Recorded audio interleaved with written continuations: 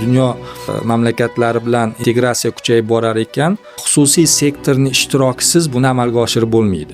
O'zi qanaqa universitet? Demak, kadrlarni salohiyati ularni davlat yoki nodavlat universitetini bitirganda emas, qay darajada talabalik davrida tajriba yig'gani va qanaqa salohiyatga ega bo'lganiga qarab belgilanadi. Ya'ni diplom olsam bo'ldi, biron bir ish toparman degan fikrda o'qiydiganlar salmog'i qachonki qisqarib borib, yo'q, men diplom olishim muhim emas, kadr bo'lib shakllanishim muhim. Misol keltira olasizmi? Hozirgi kunda Kimyo xalqaro universitetini bitirib, katta kompaniya yoki tashkilotlarda faoliyat yuritayotgan bitiruvchilarni shu yo'lda tanlab, shu yo'lda harakat qiladigan bo'lsa, albatta maqsadlariga erishadi va kelgusida ham u o'zini mehnat faoliyatida ham yuksak yutuqlarga erishadi deb hisoblayman. Otamning bitta gaplari, ya'ni o'sha o'g'il bola ota kasbini tanlaydi. Avvalambor oilada har bir insonning o'z o'rni bo'lishi kerak deb hisoblayman. Juda tez inqirozga uchrayotgan kasblar bor. Boshqa universitetlarda 80 daqiqa o'tiladi, bizning universitetda esa 50 daqiqa olib boriladi. Samarqand filialining yangi kampus binosini qurilishini birinchilar qatorida o'tgan yil boshlaganmiz va bugungi kunda qurilishi davom etyapti. Assalomu alaykum, hurmatli kuzatuvchilarimiz. Biz navbatdagi podkastimizni efirga berishga tayyormiz. Bugungi mehmonimiz ko'pchilik uzoq kutgan mehmon, ya'ni iqtisodiyot fanlari doktori, professor, shuningdek Toshkent Kimyo xalqaro universiteti Samarqand filiali direktori Nizomjon Fayzullayevich Ishonqulov bo'ladilar. Ustoz, xush kelibsiz. Bo'ling. Sizni hammamiz taniymiz, hurmat qilamiz va mana qariyb 1 yil deganda sizni podkastimizga chaqirib oldik. Biz taniymiz sizni, lekin kuzatuvchilarning ko'pchiligi tanimasligi mumkin. O'zingiz haqingizda, ilmiy faoliyatingiz haqida qisqa gapirib bersangiz. Avvalambor bugungi podkastni kuzatuvchilari, vatandoshlarimizga assalomu alaykum deymiz. Endi o'zim haqimda nima deyman? Men ham shu Samarqand elini farzandiman. Shu o'tgan asrni 70-yillarida Samarqand viloyatining Pastdarg'om tumanida tavallud topib, ziyoli oilada, otam rahmatli moliyachi bo'lgan, onam o'qituvchilar. Shu oilada katta bo'lib, 1993-yilda Toshkent moliya institutiga o'qishga kirganmiz va mana shu moliya institutini imtiyozli diplom bilan tugatib, inson sifatida shakllanish, mutaxassis sifatida, pedagog sifatida shakllanish jarayonimiz bu asosan Toshkent moliya institutining hissasi juda ham katta. Toshkent moliya institutidagi o'sha ustozlarimizni, hamkasblarimizni hissalari juda ham katta. Oxirgi 5 yillik faoliyatingiz bevosita Toshkent Kimyo xalqaro universiteti bilan bog'liq bo'ldi va o'tgan 1 yildan beri bu universitetning Samarqand filialini boshqarib kelyapsiz. Aytingchi, KIUT o'zi qanaqa universitet?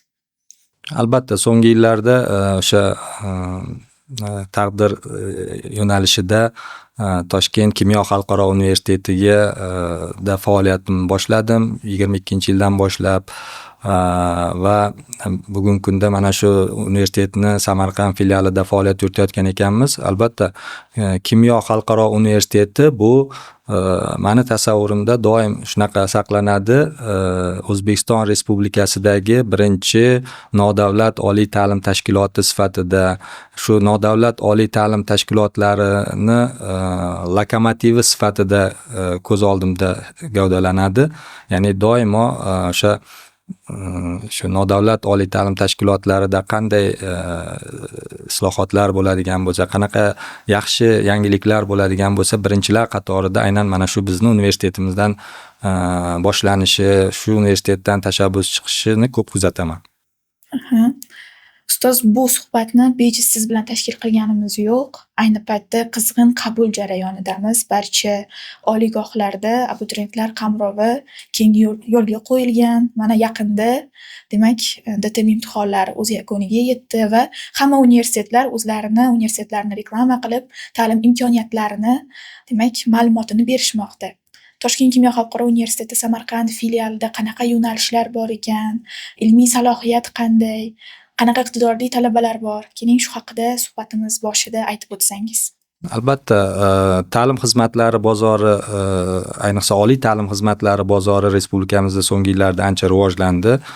Yuqorida ta'kidlaganimizdek, 2018-yilda Kimyo xalqaro universiteti o'sha Toshkent shahridagi Yo'lju texnika instituti nomi bilan tashkil topgan bo'lsa, ya'ni Koreya tomondagi Yo'lju texnologiyalar universiteti bilan hamkorlikda tashkil etilgan bo'lsa, bu hamkorlik aloqalari yanada kengayib, universitetning faoliyati kengayib, keyinchalik rebrending o'tkazildi va milliy brend yaratilishi maqsadida aynan o'sha Toshkent kimyo xalqaro universiteti 2022-yilda rebrending asosida yanada o'zini faoliyatini kengaytirdi va shu har qanday nodavlat ta'lim tashkilotlari maqsadi jiddiy bo'lgan holatda nafaqat o'sha faqat aytaylik masalan poytaxtda tashkil topdi, lekin jiddiy maqsadlar qo'yilganligi sababli keyinchalik o'sha hududlardagi yoshlarni qamrab olishga bo'lgan intilish tufayli Namangan shahrida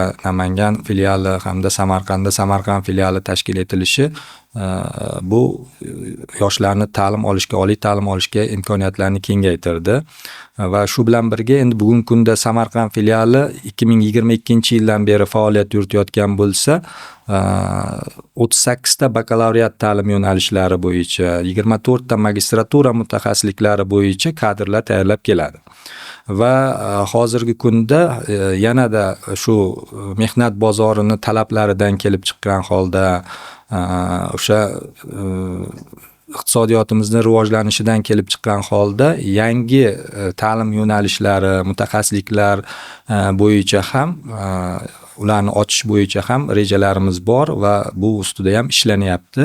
Yaqin kelajakda yana mehnat bozorida talabgir bo'lgan yangi yo'nalishlarda ham kadrlar tayyorlashni yo'lga qo'yamiz. Biz 2 yildan ko'proq vaqt mobaynida shu universitetda faoliyat yuritadigan bo'lsam, dastlab bu universitetga qadam tashlaganimda meni hayratga solgan va meni quvontirgan holatlarni ko'rganman. Ulardan biri talaba har qanday taklif, fikr va shikoyatlar bilan rahbar oldiga bemalol kira olishi va ikkinchisi universitetni oldi eshigi hech qachon yopiq bo'lmaydi. Mana shu narsasiga xursand bo'lganman. Siz Kimyo xalqaro universitetini yana qanaqa ustunliklarini sanab bera olasiz? Albatta, universitet doimo hamma uchun ochiq bo'lishi kerak deb hisoblayman va universitet rahbariyati ham talabalar uchun doimo ochiq, doimo ularni eshitadi, tinglaydi. Shu jumladan biz o'zimiz ham talabalarni doimo eshitishga harakat qilamiz, ularni yutuqlari, muammolari bilan qiziqishga harakat qilamizki, chunki bitta jamoa bo'lib o'sha yutuqlarni yanada rivojlantirish, muammolarni esa bartaraf etish yo'nalishida ishlashimiz kerak bo'ladi. Endi Kimyo xalqaro universitetini ko'zga tashlaydigan yutuqlari yoki o'sha davlat yoki boshqa nodavlat oliy ta'lim tashkilotlaridan farqli jihatlari xalq orasida ham ko'p kuzatiladi, ko'p e'tirof etiladi. Bu birinchilardan bo'lib eng asosiylari o'sha talabalarning erkinligi, kiyinishdagi erkinligi, demak fikrlashdagi erkinligi, tadqiqotlar olib borishdagi erkinligi, shular orqali talabalar o'zini bir erkin his qilgan holda o'zini fikrlarini, mulohazalarini doimo bemalol bildira olishligi bilan farqlanadi. Bu degani erkinlik degani albatta xohlagan ishni qiladi degani emas.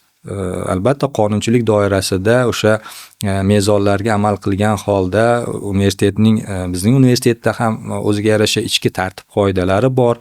Mana shu ichki tartib qoidalariga amal qilgan holda amalga oshiriladi. Ko'pchilikni qiziqtirgan savolni beraman. Demak, savollar keladi. Sizlarda kimyo mutaxassisligi bormi, magistraturasi bormi, bakalavri bormi deyishadi. Bu universitetning nomi nima uchun kimyo, lekin unda kimyo mutaxassisligi yo'q. Endi Bunaqa savollar mani o'zimga ham ko'p bo'lib turadi.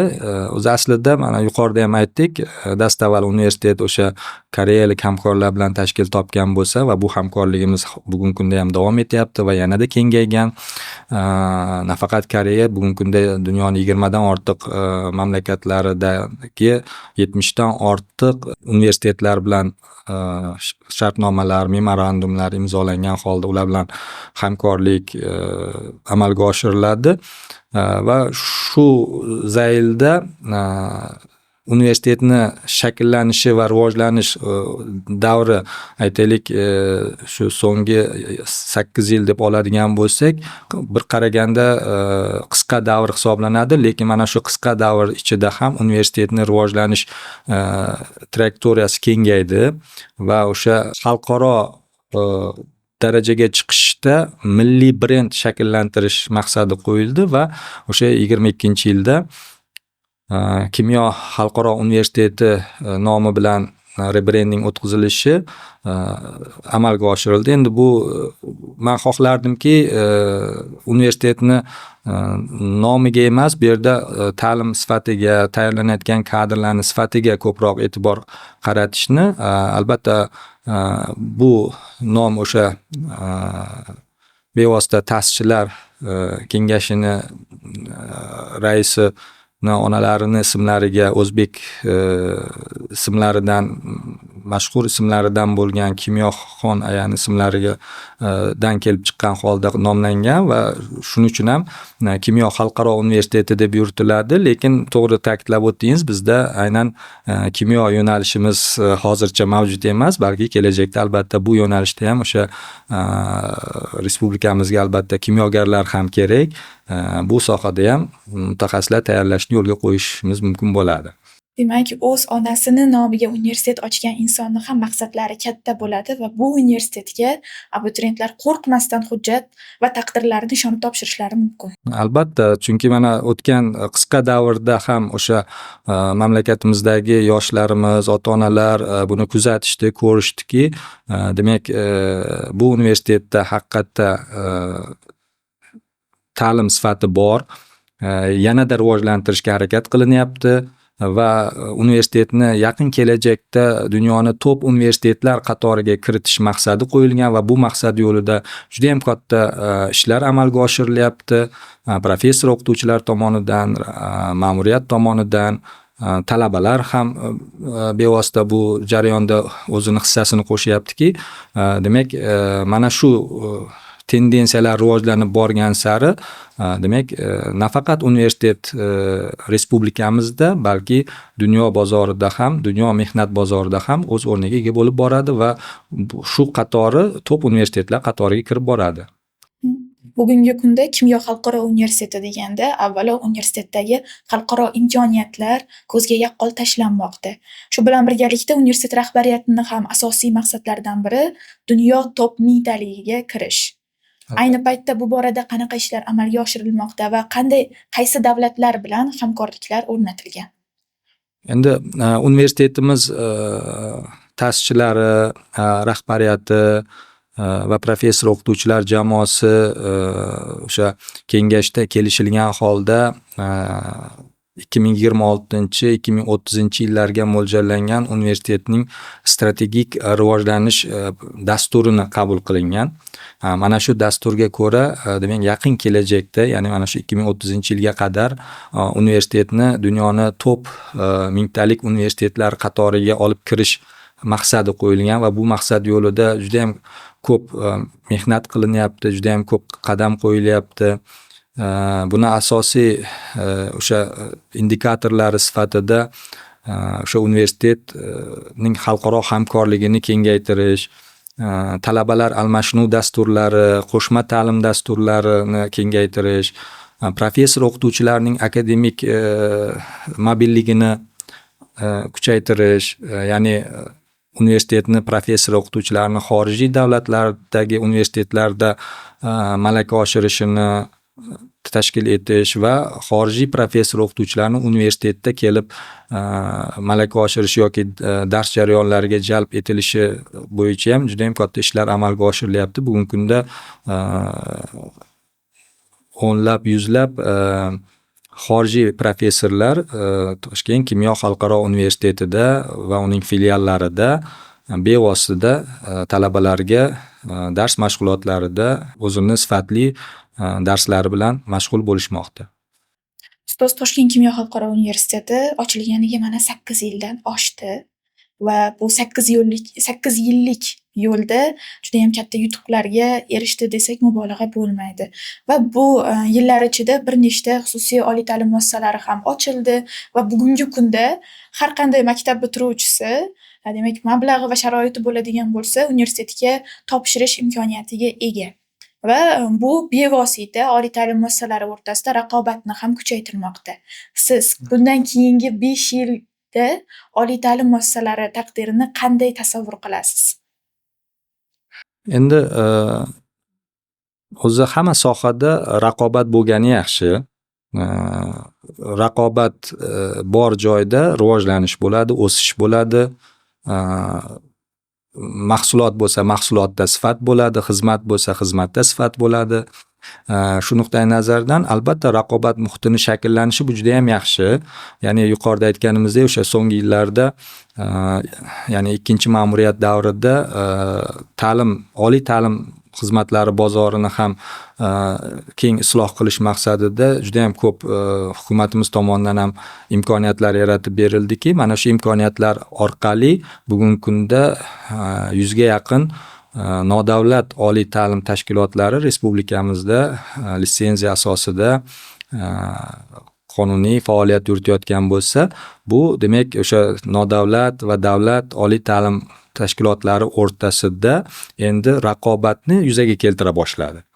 Chunki endi har bitta davlat va nodavlat oliy ta'lim tashkilotlari o'zini faoliyatini davom ettirish uchun, o'ziga ko'proq o'sha abituriyentlarni jalb etish uchun u o'zini yaxshi tomonlarini ko'rsata olish kerak. Bu esa bevosita o'sha raqobatni yuzaga keltiradi. Raqobat bor joyda demak ta'limda ham, demak ta'lim xizmatlarida ham sifatni oshiradi va mana shu sifatli ta'lim berish orqali yaxshi mehnat bozori talabiga mos raqobatdosh kadrlarni tayyorlash orqali u o'sha raqobat bozorida o'z o'rniga ega bo'ladi. Ya'ni raqobatda yengib chiqa oladi. Shuning uchun ham demak shu jumladan aynan kimyo xalqaro universiteti ham bugungi kunda o'sha mehnat bozori talablaridan kelib chiqqan holda kadrlarni tayyorlashga katta e'tibor qaratgan. Aynan o'sha ish beruvchilarning takliflariga asosan va o'qish davrida faqat nazariy bilimlar bilan emas, balki amaliyot bilan bog'lagan holda amaliy ko'nikmalarni rivojlantirish orqali bitiruvchida kompetensiya yaratish, shakllantirishga qaratilgan ta'limni olib bormoqda. Nafaqat u nimani biladi yoki nimani bilish kerak degan nuqtai nazardan emas, o'sha olgan bilimlarini qanday qo'llay oladi, qanaqa kompetensiyalarga ega bo'la oladi degan nuqtai nazardan yondashgan holda ta'lim berishga qaratilgan. Va o'ylaymanki, kelgusi yaqin kelajakdagi 5 yillikda xohlaymizmi yo'qmi, bu jarayon butun boshqa ta'lim tizimi rivojlangan davlatlarda ham bo'lib o'tgan jarayon, tendensiya, bizda ham shu tendensiya ketyapti. O'sha davlat ta'lim tashkilotlari, oliy ta'lim tashkilotlari yoki nodavlat oliy ta'lim tashkilotlari o'rtasida ham o'sha raqobatning evaziga saralanish bo'ladi. Ya'ni qaysidir davlat yoki nodavlat oliy ta'lim tashkilotlari o'zini yetarlicha isloh qila olmagan holda, demak unga bo'lgan talab yo'qolishi evaziga u o'z o'rnini raqobatda yutib chiqqan boshqa davlat va nodavlat oliy ta'lim tashkilotlariga bo'shatib beradi va shu saralanish jarayonida ma'lum bir universitetlar o'z o'rnini saqlab qoladi, rivojlantiradi, ma'lum bir universitetlar esa aytaylik bankrot holatiga kelishi va o'sha ta'lim xizmatlari bozoridan chiqib ketishiga majbur bo'ladi. Bu deyarli barcha oliy ta'lim tizimi rivojlangan davlatlarda bo'lib o'tgan tendensiya.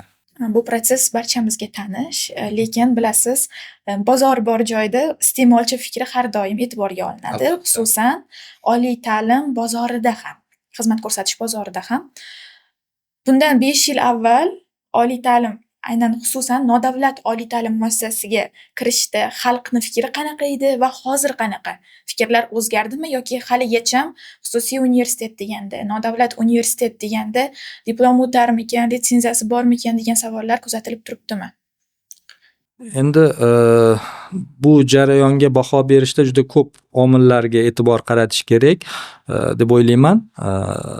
Nimaga? Chunki biz o'sha mustaqillikka erishganimizdan keyin, o'sha mustaqillikkacha bo'lgan davrda o'sha sobiq ittifoq tarkibida bo'lganligimiz va bugungi o'rta yosh, yuqori yoshdagi insonlarimiz aynan o'sha sobiq ittifoqda shakllanganligi uchun ham davlat tushunchasi ularni qarashlarida juda ham boshqacha. Shu nuqtai nazardan xohlaymizmi yo'qmi, mana shu dastlabki jarayonlarda ta'lim tizimida ham, oliy ta'limda ham nodavlat yoki xususiy sektor bu qanaqa bo'ladi, bu davlat bo'lish kerak degan tushunchalar ko'proq bo'lgan, lekin bu sekin asta o'sha nodavlat sektori bu tizimga kirib kelgandan keyin u o'zini o'sha ma'lum bir ustunlik taraflarini ko'rsata boshlaganidan keyin odamlarning fikrlarida ham o'zgarishlar paydo bo'lyapti va endi taqqoslash paydo bo'lyapti. Davlat oliy ta'lim tashkilotida olinayotgan, berilayotgan bilim va nodavlat oliy tashkilotida berilayotgan bilim bilan va shu bilan birga bu jarayon yanada aytaylik shakllanishi, qarashlar o'zgarishi bu o'sha nodavlat ta'lim tashkilotlarini bitiruvchilari chiqa boshlagandan keyin, mehnat bozoriga kirib borgandan keyin yana ham yaqqol ko'rina boshladi. Chunki dastlabki mana biz aytdik, o'sha aynan Kimyo xalqaro universiteti birinchi nodavlat oliy ta'lim tashkiloti sifatida faoliyatini boshlagan bo'lsa va o'sha dastlabki birinchi bitiruvchilari 22-yilda mehnat bozoriga kirib borgan bo'lsa, hali ko'p bo'lgani yo'q. Demak, mana shu so'nggi 4-5 yil ichida chiqargan kadrlari mehnat bozoriga kirib bordi. Undan keyin tashkil etilgan boshqa nodavlat oliy ta'lim tashkilotlarini ham bitiruvchilari aynan o'sha mehnat bozoriga kirib borishi oqibatida endi ish beruvchilar oldida ham ularning fikrida ham yangi o'zgarishlar paydo bo'lyaptiki, demak kecha mana bu davlat universitetidan kelgan kadrni ishlatyapman, demak buni salohiyati bunaqa. Mana bu nodavlat ta'lim tashkilotini bitirib kelgan kadrni ishga oldim, buni salohiyati bunaqa. Demak, taqqoslash, ularda ham endi taqqoslash imkoniyati paydo bo'lyapti va shunga qarab fikrlar o'zgara boshlayapti. Va albatta barcha tizimlarda, barcha sohalarda bo'lgani kabi ta'lim xizmatlari bozorida ham sekin astalik bilan xohlaymizmi yo'qmi o'sha nodavlat oliy ta'lim tashkilotlariga bo'lgan ijobiy munosabatlar rivojlanib boradi baribir. Chunki bu bozor iqtisodiyotining talablaridan biri. Biz bozor iqtisodiyotiga bosqichma-bosqich chuqurlashtirib kirib borar ekanmiz, dunyo mamlakatlari bilan integratsiya kuchayib borar ekan, xususiy sektorning ishtirokisiz buni amalga oshirib bo'lmaydi. Faqat davlat o'zi har bitta faoliyatni amalga oshirish imkoniyati chegaralanib qoladi. Shuning uchun ham demak ta'lim xizmatlari bozorida ham nodavlat ta'lim tashkilotlari, ya'ni xususiy sektorning ishtirokini kengayishi bu mamlakat imiji uchun ham va shu xizmatlar bozoridagi raqobatdosh kadrlar tayyorlashda ham ijobiy rol o'ynaydi deb hisoblayman. Raqobat bor joyda o'sish bo'ladi demoqchisiz, ya'ni. Albatta. Demak, kadrlarni salohiyati ularni davlat yoki nodavlat universitetini bitirganda emas, qay darajada talabalik davrida tajriba yig'gani va qanaqa salohiyatga ega bo'lganiga qarab belgilanadi. Ustoz, gap isboti bilan bo'lishi kerak. Bitiruvchilar haqida mana hozir gaplashdik. Misol keltira olasizmi? Hozirgi kunda Kimyo xalqaro universitetini bitirib, katta kompaniya yoki tashkilotlarda faoliyat yuritayotgan bitiruvchilarni? Albatta, nafaqat Kimyo xalqaro universitetida biz o'sha yuqorida boshida ta'kidlaganimdek, men o'sha asosiy inson sifatida shakllanish jarayoni Moliya institutida faoliyat yuritgan jarayonimizda ham juda ham ko'p iqtidorli yoshlarni ko'rganmiz. Ular bugungi kunda ularning ko'pchiligiga magistrlik dissertatsiyalariga rahbarlik qilishda, bakalavr diplomlariga rahbarlik qilishda ularning iqtidorlarini kuzatganmiz va bugungi kunda o'sha respublikamizni barcha sohalarida, hatto vazir o'rinbosari darajasida, viloyat hokimi o'rinbosarlari darajasida faoliyat yuritayotgan iqtidorli bitiruvchilarimiz juda ko'p bo'lgan va shu jumladan aynan Kimyo xalqaro universitetida ham so'nggi 4-5 yil davomida faoliyat yuritayotgan davrimda kuzatganim shuki, deyarli aksariyat bitiruvchilarimiz juda ham iqtidorli, bir-biridan bilimli va o'z o'rnini topib ketayotgan yoshlarimiz. Endi eshitishganda xafa bo'lishmasin, endi hammasini nomma-nom sanab o'tishimiz yodimizga kelmasligi mumkin, vaqt olishi mumkin. Juda ham ko'p, yuzlab shogirdlar tayyorlashda va nafaqat men, shu universitetdagi barcha professor o'qituvchilar rahbarligida juda ham ko'p bitiruvchilar chiqarilgan. Masalan, misol tariqasida mayli bitta ikkitasini sanab o'tishim mumkin. Aytaylik, mana o'tgan yili magistratura bitiruvchimiz magistrlik dissertatsiyasini muvaffaqiyatli himoya qilgan qizimiz Mehrinigor Sherg'oziyeva bugungi kunda Amerika Qo'shma Shtatlarida o'zini mehnat faoliyatini amalga oshiryapti. Katta transnasional kompaniyada auditor sifatida o'z faoliyatini boshlagan. QUT magistranti demak. Albatta, aynan Kimyo xalqaro universitetini magistranti hisoblangan bitiruvchimiz.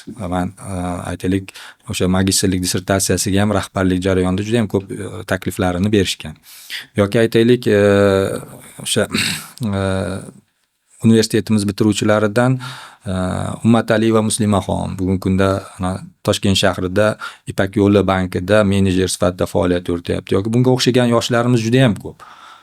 Har birini sanab o'tishimiz mumkinki, demak, bitirib o'z o'rniga ega bo'lgan, 1 yil, 2 yil o'tmasdan turib o'zini tashkilotida, o'zini kompaniyasida o'z o'rniga ega bo'lib borayotgan yoshlarimiz, yigitlarimiz, qizlarimiz juda ham ko'p. Va juda ham ko'pchiligi hattoki o'zini xususiy biznesini boshlaganlarni ham sanab o'tishimiz mumkin bo'ladi. Demak, bemalol QUTni tanlashi mumkin abituriyentlar. Bitiruvchilarimiz bu yaqqol misol. Chunki biz boshida mana yuqoridagi savollarda ham javob berish jarayonida ko'p bora ta'kidladikki, bizni universitetning asosiy maqsadi bu talabalarga nafaqat nazariy bilim berish, balki unda o'sha ma'lum bir kompetensiyalarni shakllantirishga qaratilgan. Ya'ni u tayyor kadr sifatida mehnat bozoriga borganda o'zini mutaxassisligi bo'yicha bemalol ishlab keta olish kerak. Mana shu jihatdan yondoshib harakat qilinyaptiki, kadr tayyorlashga, demak, u faqat bilim olish emas, o'sha olgan bilimlarini amaliyotda qo'llay olishni ham o'rganib boryapti. Ustoz, siz bilan suhbatlashish jarayonida bir narsaga guvoh bo'lyapman borgan sari, ya'ni har kim o'z sohasidan kelib chiqqan holda masalaga, muammoga yoki bir mavzuga baho beradi. Albatta. Ko'p iqtisodiy terminlarni sizdan eshityapman-da. O'zimdan kelib chiqadigan bo'lsam, men oliy ta'lim tizimida media sohasiga ko'proq e'tiborimni qarataman. Ayni paytda, demak, yoz oyida har yili media jamoalari juda ham kuchli ishlashadi. Albatta. Nafaqat xususiy universitetlarda, hozir davlat universitetlarining medialari ham reklamalarni, demak, ko'proq tarqatishyapti. To'g'ri, bu bozor talabi. Aytaman-da, qachondir mikrofon tegib qolsa aytaman deymanda, butun yil, o'quv yili davomida faqat yangiliklarni, faqatgina universitet hayotini yoritgan media jamoasi ko'p reklamalarga urg'u berib borishadi, aksiyalar qilib borishadi. Hattoki o'tgan yil eng achingan tomonim bo'lganki, eng omadli abituriyentga mashina beramiz degan universitetni ham ko'rganman-da.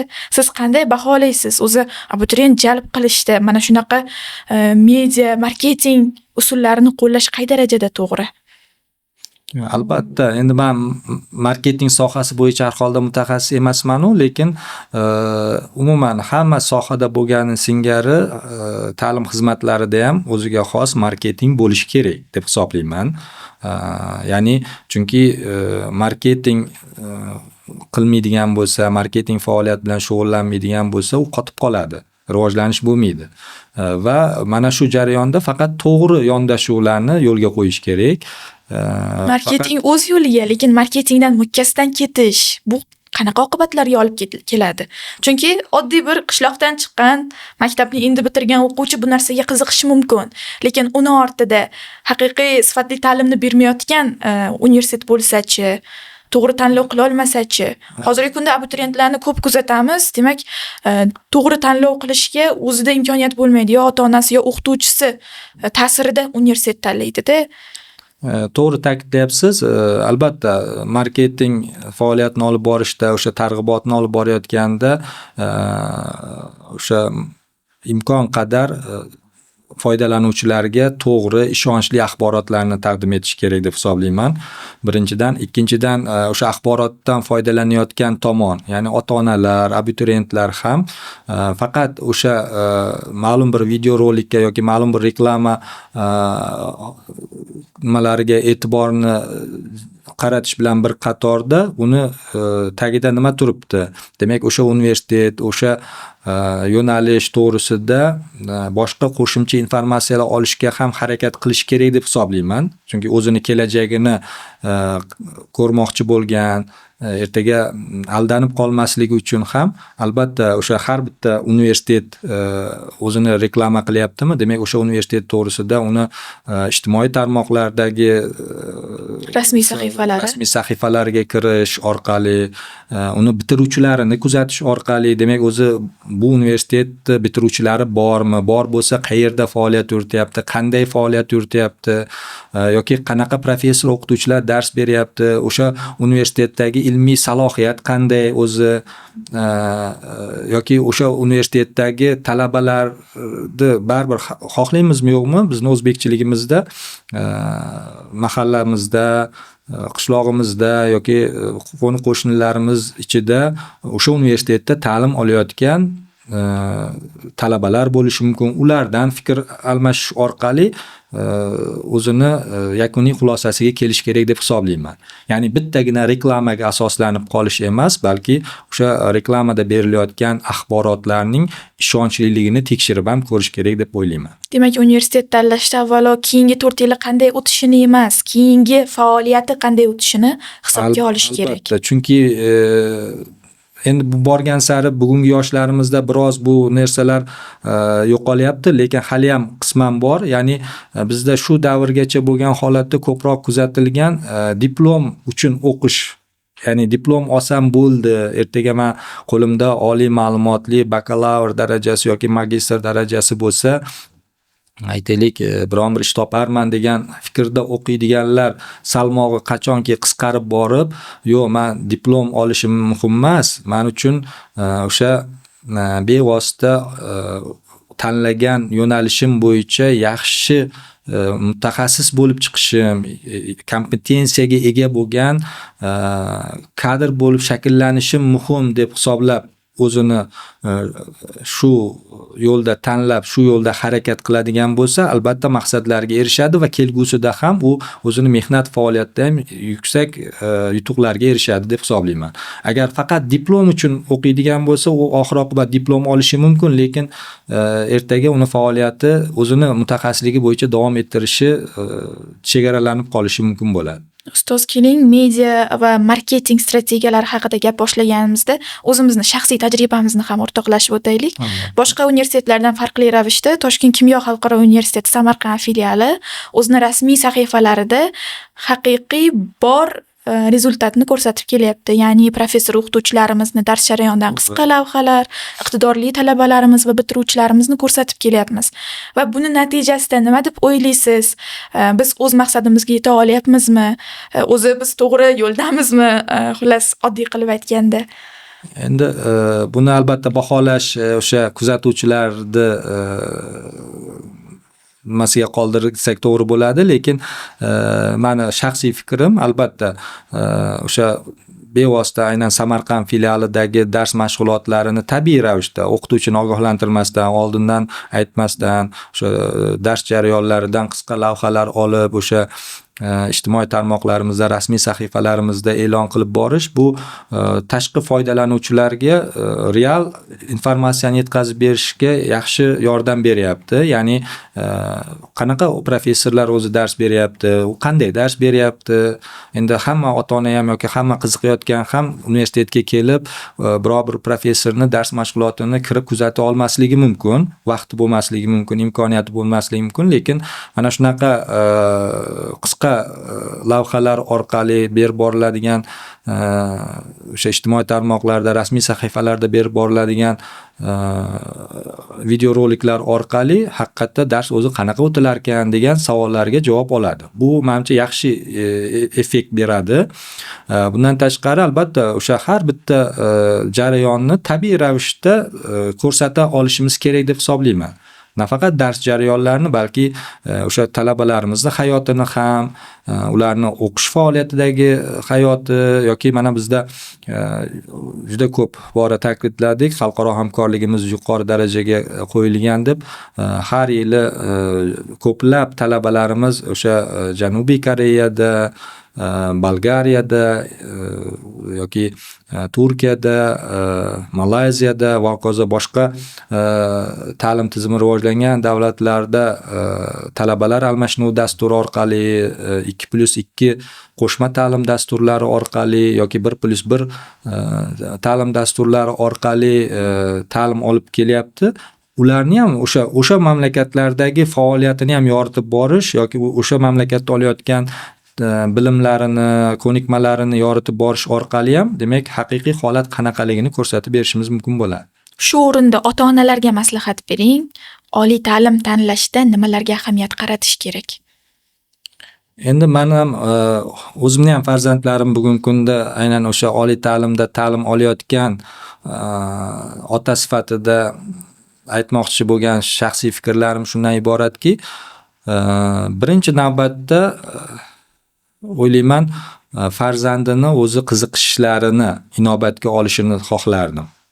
Ya'ni o'sha farzandingiz qaysi sohaga o'zi qiziqishi bor, intilishi bor va o'sha salohiyati yetadi. Birinchi navbatda mana shu jihatiga e'tiborni qaratish kerak deb hisoblayman. Afsuski bizda ko'p hollarda ota-onalar o'zini shaxsiy qiziqishlaridan kelib chiqib farzandini yo'naltirishga harakat qiladi. Farzandini qiziqishlarini biroz ba'zida esdan chiqarib qo'yadigan holatlar bo'ladi. Demak, birinchi navbatda farzandini qiziqishini hisobga olish kerak deb hisoblayman.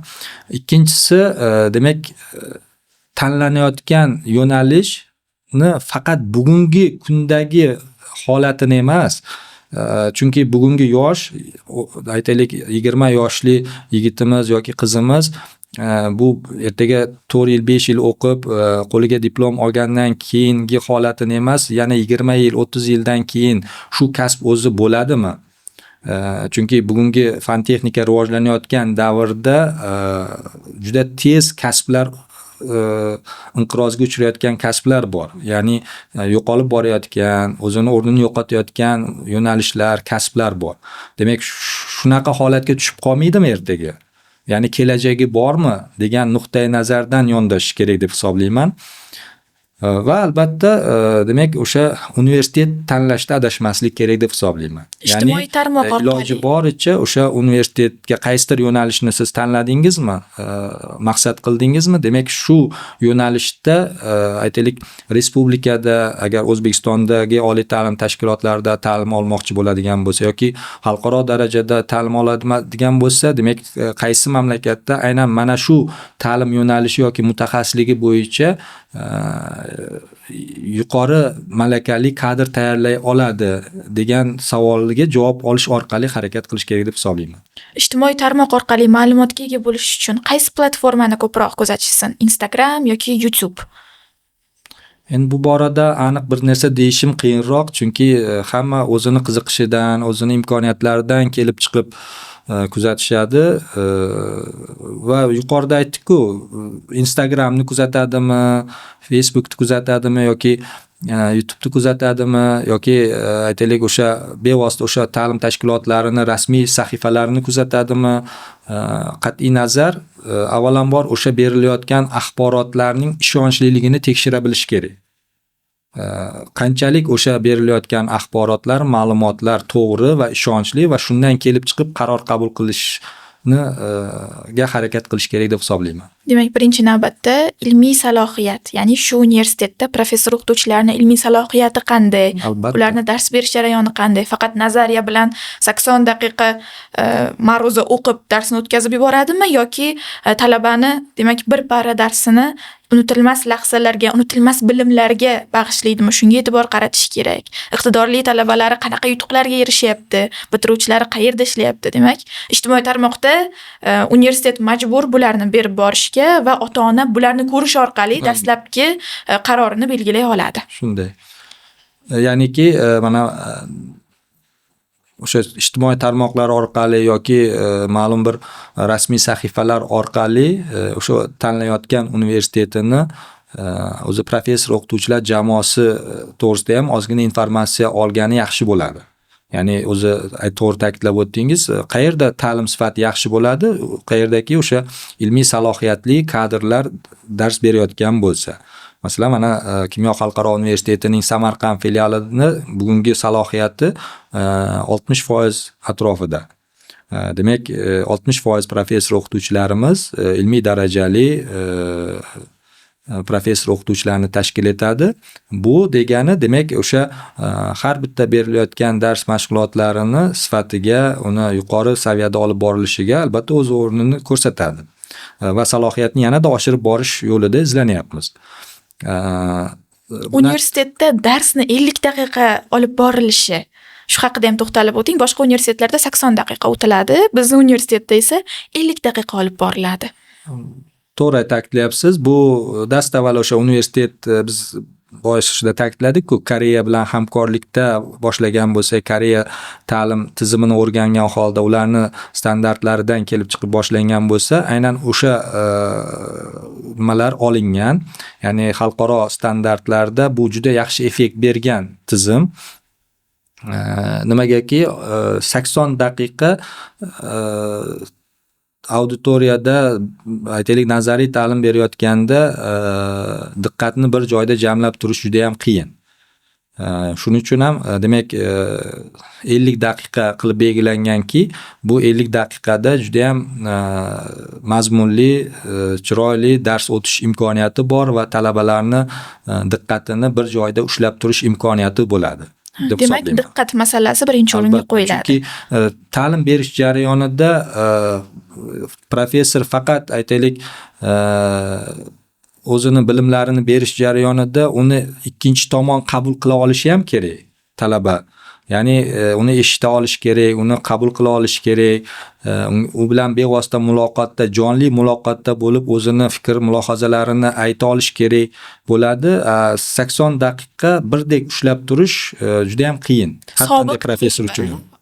Sobiq talaba hamda 80 daqiqa talabalarga dars o'tgan ustoz sifatida aytingchi, bu qanaqa natija beryapti? Ya'ni 50 daqiqa dars o'tish. Menimcha yaxshi natija beryapti, chunki o'sha boya aytganimizdek har bitta narsa taqqoslashda ko'rinadi.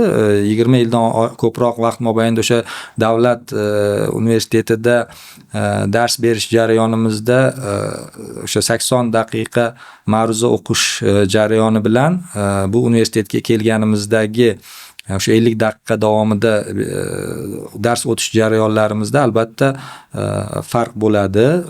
Farq qaysi ma'nodaki, demak 50 daqiqa ichida siz imkon qadar eng kerakli informatsiyalarni yetkazishga, eng kerakli ma'lumotlarni taqdim etishga va talabalarni bevosita o'sha jonli muloqotda ushlab turishga harakat qilasiz va bunga kuchingiz yetadi.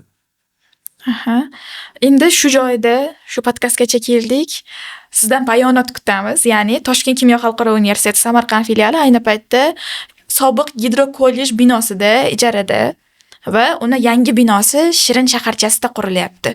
Ko'pchilikni qiziqtirgan savol: Shirin shaharchasidagi jami 11 gektardan ziyod demak maydonda qurilayotgan bino qachon bitadi va talabalar ixtiyoriga topshiriladi?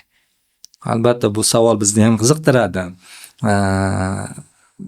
Ta'sischilarimiz harakat qilishyapti. Shu qisqa vaqtda, qisqa fursatlarda zamonaviy kampusni to'liq qurib bitkazishga bor imkoniyatlarni safarbar etgan. Shu bilan birga hammamiz yaxshi bilamiz, ayniqsa Samarqand viloyatidagi barcha aholisi juda yaxshi biladiki, prezidentimiz ham bu demak o'sha bugungi kunda biz massiv Shirin deb nomlayotgan va yaqinda prezidentimiz o'sha kelib Samarqandga kelganlarida bu massivni yangi Samarqand deb nomlab mana shu hududda juda katta proyektlar, loyihalar amalga oshirilishini topshiriqlarini berib ketdi va mana bu bugungi kunda juda ham katta ishlar amalga oshirilyapti o'sha massiv Shirinda. Shu jumladan bizda universitetimiz ham yangi kampus binosini, ya'ni Samarqand filialining yangi kampus binosini qurilishini birinchilar qatorida o'tgan yil boshlaganmiz va bugungi kunda qurilishi davom etyapti. Va bizni maqsadlarimiz, rejalarimiz Xudo xohlasa 2027-yilda yangi o'quv yili boshlanishida, 27-yilni yangi o'quv yili boshlanishiga mana shu kampusimizni ishga tushirish harakatida va o'ylaymizki bu niyatlarimizga albatta erishamiz. Demak, yaqin orada Shirin shaharchasida QUT universitetini Samarqand filialini kutib qolinglar. Ustoz, menimcha qabul va universitet haqidagi ma'lumotlar haqida ko'p va xo'p gaplashdik. Galdagi savolim esa, siz professor o'qituvchisiz, qariyb chorak asrdan beri dars berib kelyapsiz, oliy ta'lim bilan bevosita bog'liq insonsiz. Har bitta professor o'qituvchini yuragidan o'chmaydigan xotirasi bo'ladi, talaba bilan bog'liq. Sizda ham bormi hayotingiz davomida sizga unutilmas bo'lib qolgan talaba, uni hislatlari eslay olasizmi? Endi bunaqa holatlar juda ko'p bo'ladi. Qisqa vaqtda birdan hammasini eslash juda ham qiyin, lekin yuqorida ham aytdim-ku, masalan, bevosita o'zimiz o'qitgan yoki o'sha diplom ishlariga rahbarlik qilgan yoki magistrlik dissertatsiyalariga rahbarlik qilgan yigitlarimiz, qizlarimiz juda ham ko'p iqtidorlilari bo'lgan. Hattoki o'sha bevosita o'sha Toshkent Moliya institutida ilmiy va ilmiy pedagog kadrlar tayyorlash bo'limi boshlig'i sifatida va kafedrada dotsent sifatida faoliyat yuritishimiz jarayonida ham shogirdlarimizdan bir nechtasi prezident stipendiyasi sovrindorlari bo'lgan. Masalan, bugungi kunda fan doktor, professor Pardayev Umid bugungi kunda Davlat boshqaruv akademiyasida faoliyat yuritadi yoki aytaylik, ustoz, bilamiz, shogirdlaringiz rosa ham ko'p. Ular bilan bog'liq bir qiziqarli xotira. Balki ko'zingizga yosh bilan eslarsiz, balki quvonib eslarsiz, shunaqa talaba bo'lganda va u bilan mana shunaqa xotiram o'tgan. Balki hayotiy saboq bo'lib qolgandir bu xotiralar. Shu joyda aytmasangiz qayerda aytasiz, ustoz? Bo'lganmi o'zi shunaqa xotiralar? Albatta bo'lgan. Masalan, men aynan shu ilm olishda, bilim olishdagi intilishlarini yuqori baholaydigan shogirdlarimizdan nafaqat shogird, birga yelkama talabalik davridayoq birga yelkama-yelka turib faoliyat yuritgan Barnogul Sanaquluvani eslayman ko'pincha. Ular bilan juda ham ko'p o'sha ilmiy bo'limda faoliyat yuritish jarayonida hattoki o'sha xalqaro konferensiyalar, respublika konferensiyalarini tashkil etishda, olimpiadalarni tashkil etishda juda ham ko'p mehnat qilgan, o'zini fikrlari bilan, o'zini aytaylik tirishqoqligi bilan ajralib turgan. Hatto men bo'lim boshlig'i bo'lgan bo'lsam ham men bilan talashib tortishib, bu fikringiz noto'g'ri, bunaqa emas, bunday qilsak to'g'ri bo'ladi degan jarayonlar bo'lganini eslayman. Ustoz, siz bilan Barnogul opani bitta umumiyliklari bor. Endi men ko'rganim, ya'ni ikkalalaringiz ham Samarqand farzandi, lekin aynan rivojlanish bosqichida, yoshlik bosqichingiz, ilmiy faoliyat bosqichingiz bevosita poytaxt bilan, ya'ni Toshkent bilan bog'liq. Lekin siz oxirgi 1 yilda demak vataningizga qaytdingiz va shu tuproq farzandlarini bilim olishi uchun mehnat qilyapsiz. Aytingchi, vatanga qaytish o'zi qanday bo'larkan? Endi yaxshi tomonlari ham ko'p, lekin insonni shakllanishida biz bevosita o'sha 90-yillarda mustaqillikning dastlabki yillarida o'sha Toshkent moliya institutiga o'qishga kirib, keyin shu institutning o'zida ishga qolib, barcha assistent o'qituvchilikdan tortib to o'sha kafedra mudiri, dotsent, bo'lim boshlig'i sifatida undan keyin davlat test markaziga, ta'lim inspeksiyasida faoliyat yuritish jarayonida, ya'ni salkam 30 yilga yaqin, undan ko'proq vaqt mobaynida Toshkentda faoliyat yuritishimiz va shu yillar davomida bizni atrofimizda o'sha ustozlar, hamkasblar, shogirdlar jamoasida shakllandikda va 30 yildan keyin Samarqandga taqdir taqozosi bilan qaytib kelishimiz qanaqadir boshqa muhitga tushib qolgandek bo'ldim. Chunki atrofimda hamma begona. Begona deganda qaysi ma'noda? Ya'ni yaqindan bilmayman. Mana shunaqa jarayonda biroz boshida qiyinchiliklar bo'ldi, lekin sekin-sekin mana bu jamoa bilan ham jipslashib, ahil, inoq bo'lib, bevosita faoliyatimizni davom ettiryapmiz va mana shu viloyatdagi o'sha davlat boshqaruv organlari, boshqa oliy ta'lim tashkilotlari bilan ularni rahbarlari va xodimlari bilan ham tanishib, sekin asta munosabatlarga kirishib boryapmiz albatta. Ustoz, hozir aytadigan fikrimga qo'shila olasizmi? Insonni tug'ilgan joyi emas, uni rivojlantirgan joy ko'proq vatan. Albatta, umuman olganda meni qarashlarim shunaqaki, men oddiy bir o'zbek sifatida O'zbekistonni har bir qarich yeri men uchun vatan. Ya'ni men ajratmagan bo'lardim. Men Samarqandda tug'ildim, Samarqandlikman. Demak, Toshkent men uchun begona yoki Qashqadaryo men uchun begona degan nimani ajratmagan bo'lardim. O'zbekistonning har bir hududi, har bir qarichi men uchun vatan. Va shu vatanning qaysi hududida, qaysi shahrida, qaysi qishlog'ida faoliyat yuritishimizdan qat'iy nazar, shu vatan ravnaqi uchun, oilamizni sha'ni ravnaqi uchun harakat qilishimiz kerak deb hisoblayman. 30 yildan beri poytaxtdasiz, 30 yildan ko'p vaqtdan beri va oilada katta farzand bo'lishingizga qaramay, sizni demak poytaxtga jo'natishga ota-onangizni demak jazm qila olishgani va kuch topa olishgani sizni rivojlanishingizni xohlaganlaridan. Hozir mana shu qarordan minnatdormisiz? Albatta, menda bunaqa bo'lgan.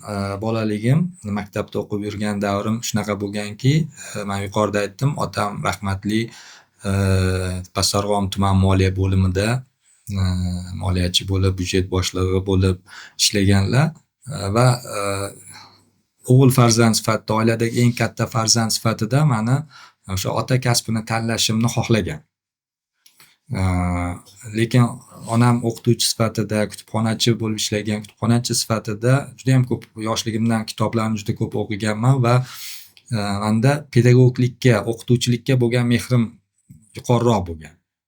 Lekin men shunaqa oraliqni tanlaganmanki, ikkalovini ham xafa qilmaslikni va o'sha otamning bitta gaplari, ya'ni o'sha o'g'il bola ota kasbini tanlaydi degan fikrlariga amal qilgan holda maktab tugatiboq o'sha Toshkentga yo'l olganmiz.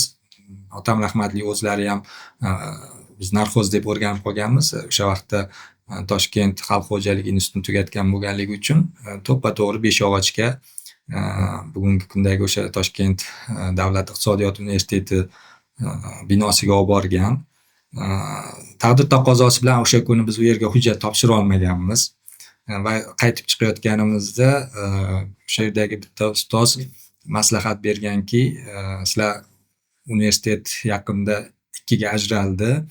Moliya instituti ham tashkil topgan. Moliya institutiga boringlar, u yerda odam kamroq deyishgan, lekin u yoqqa ham borganmiz. U yerda ham yetarlicha juda ham katta tanlov bo'lgan.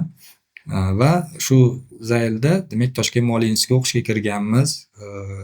Va shu yerda o'qish davomida aynan o'sha hisob-iqtisod fakulteti bo'lardi.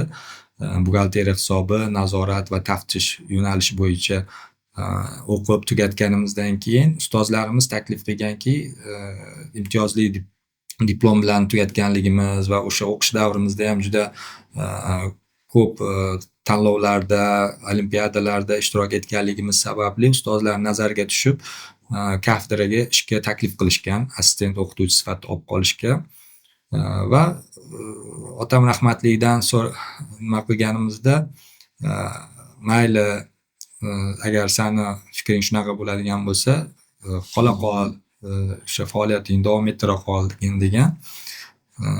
Va shu yo'l bilan kafedraga o'qituvchi sifatida qolib davom ettirganmiz va shu oraliqda demak ham ota kasbini tanladim va ham onamni tomonni ham xafa qilmadingiz. Pedagoglik faoliyati ham davom etdi va shu zaylda faoliyatimiz davom etgan.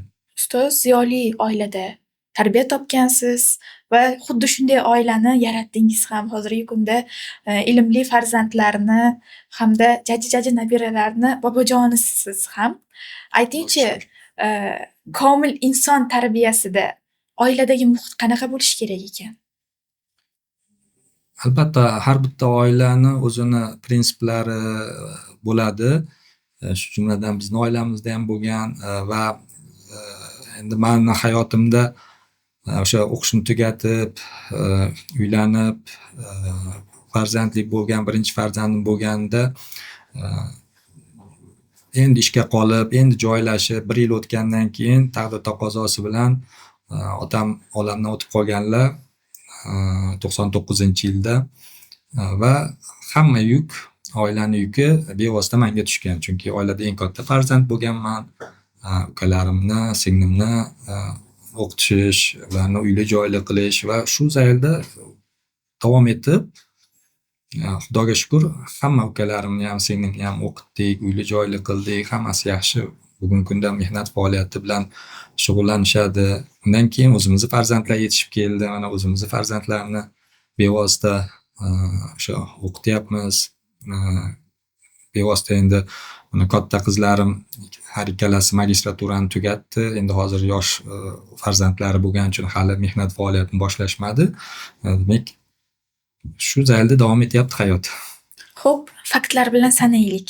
Komil inson tarbiyasida oilada muhit qanday bo'lishi kerak? Bitta-bitta sanab bering. Nimalar bo'lishi kerak oilada? Avvalambor oilada har bir insonni o'z o'rni bo'lishi kerak deb hisoblayman. Demak, erkak kishini o'z o'rni bo'lishi kerak, ayol kishini o'z o'rni bo'lishi kerak. O'rinlar almashib qolmaslik kerak deb hisoblayman. Va o'sha oila boshlig'i doimo o'sha oiladagi mavjud holatdan xabardor bo'lib turib, doimo muloqotda bo'lib turib, farzandlar bilan, oila a'zolari bilan, ularning muammolari bilan, ularning qiziqishlari bilan hamfikr bo'lib, bir fikrlashib turish kerak.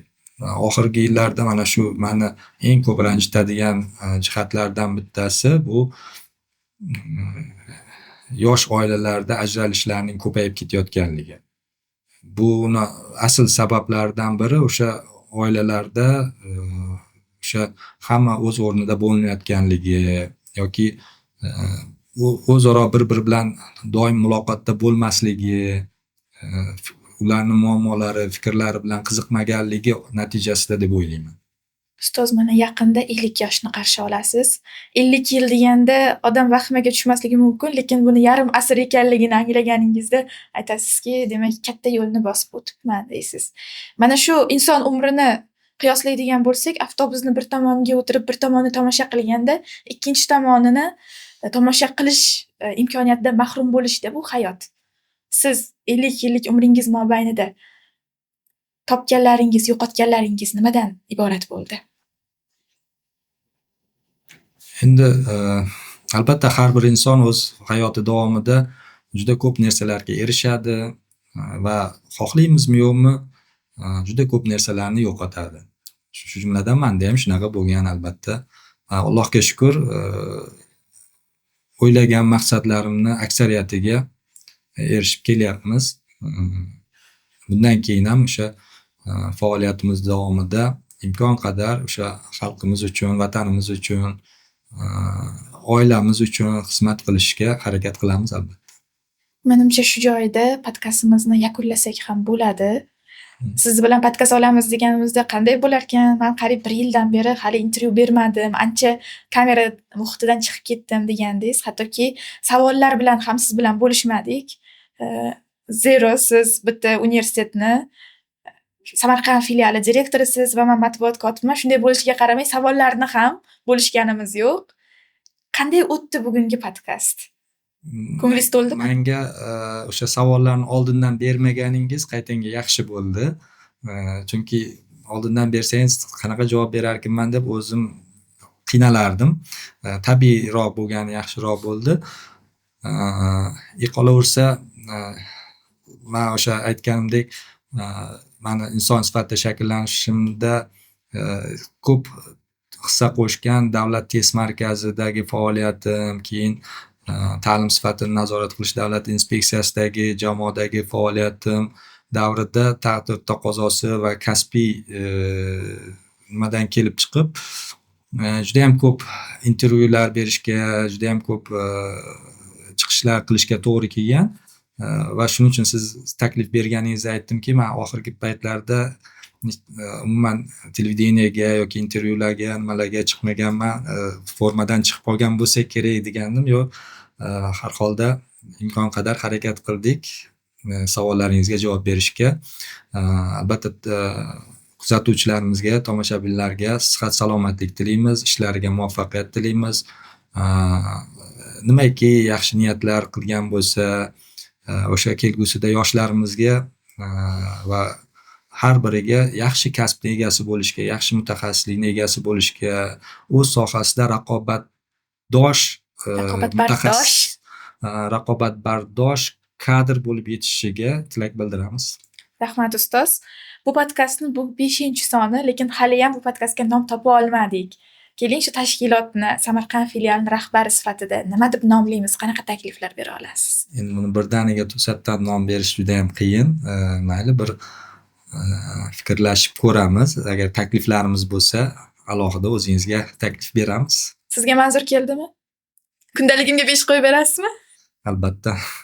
Albatta, bu podkast avvali biz aytgandik, abituriyentlar uchun manfaatli suhbat bo'lsin degandik. Menimcha o'z maqsadimizga yetdik.